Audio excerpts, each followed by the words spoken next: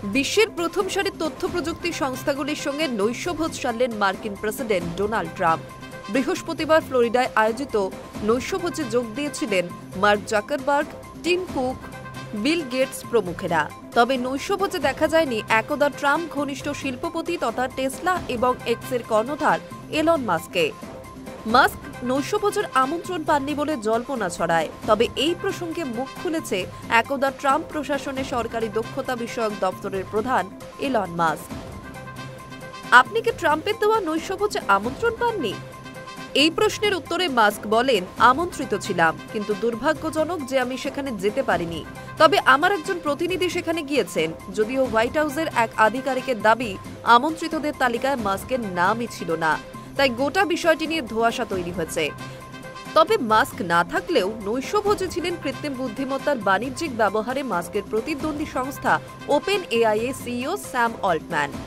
নৈশভোজের প্রতিটি সংস্থার প্রধানের কাছে ট্রাম্প জানতে চান তারা কত টাকা আমেরিকায় বিনিয়োগ করবেন।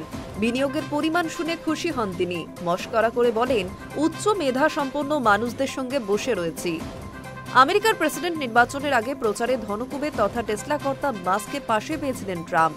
রিপাবলিকান প্রার্থীর প্রতি মাস্ক সম্পূর্ণ সমর্থনও জানিয়েছিলেন। ট্রাম্পের হয়ে প্রচারও করেছেন তিনি।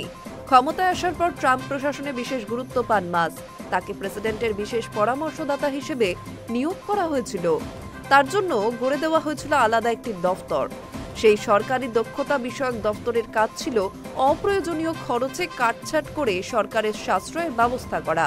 ট্রাম্প এবং মাস্কের ঘনিষ্ঠতা দিন দিন বাড়ছিল, কিন্তু কয়েক মাস একটি বিলকে কেন্দ্র করে দুজনের মধ্যে বিরোধ শুরু হয়।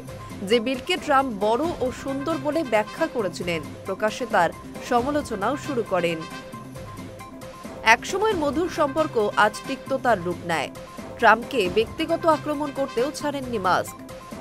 প্রশাসনিক পদ ছেড়ে দেন তিনি। তবে মার্কিন কংগ্রেসের উভয় কক্ষে পাশ হওয়ার পর আইনে পরিণত হয়েছে ট্রাম্পের সেই বড় ও সুন্দর বিল। High news network.